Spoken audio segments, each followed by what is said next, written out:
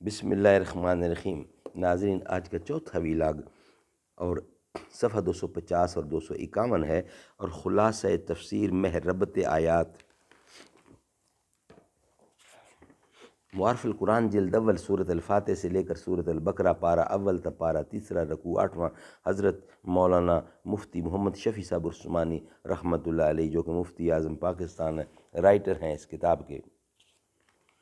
الحمدللہ وکفا وسلام علی عبادہ الذین اصطفیٰ، قال النبی صلی اللہ علیہ وسلم، خیرکم من تعلم القرآن وعلمہ، بہترین لوگ وہ ہیں جو خود بھی قرآن پڑھیں، دوسروں کو پڑھائیں، سکھائیں اور لکھائیں۔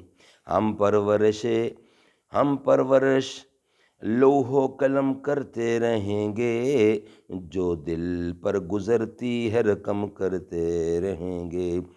کچھ اصولوں کا نشہ تھا، کچھ مقدس خواب تھے، ہر زمانے میں شہادت کے یہی اسباب تھے۔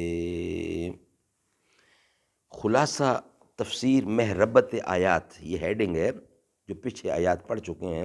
پچھلی 3 آیاتوں میں، یعنی تینوں آیتوں میں روزمرہ اور رمضان کے احکام اور فضائل کا ذکر تھا، اور اس کے بعد بھی ایک طویل آیت میں روزہ اور اعتکاف کے احکام کی تفصیل ہے۔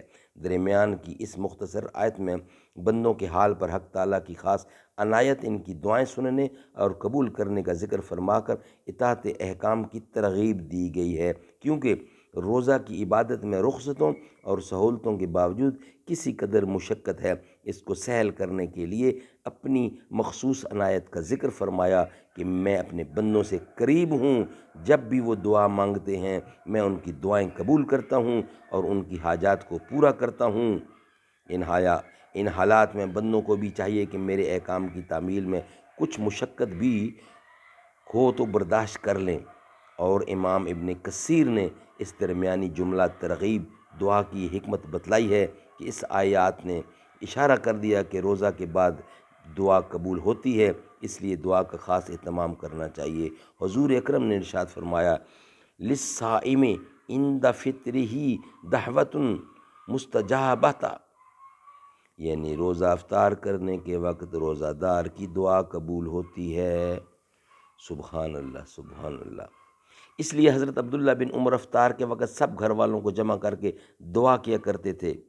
تفسیر آیت کی یہ ہے، انشاءاللہ اس کو تفسیر کو آگے نیکسٹ ویلاگ نمبر 5، یعنی آج کے آخری ویلاگ میں اس کی ڈیٹیل ہم بیان کریں گے آپ کے سامنے۔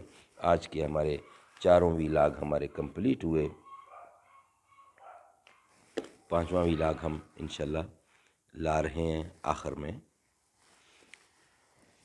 در میں اللہ، بحر میں اللہ، شجر میں اللہ، تر میں اللہ، یا اللہ ہو یا رحمان۔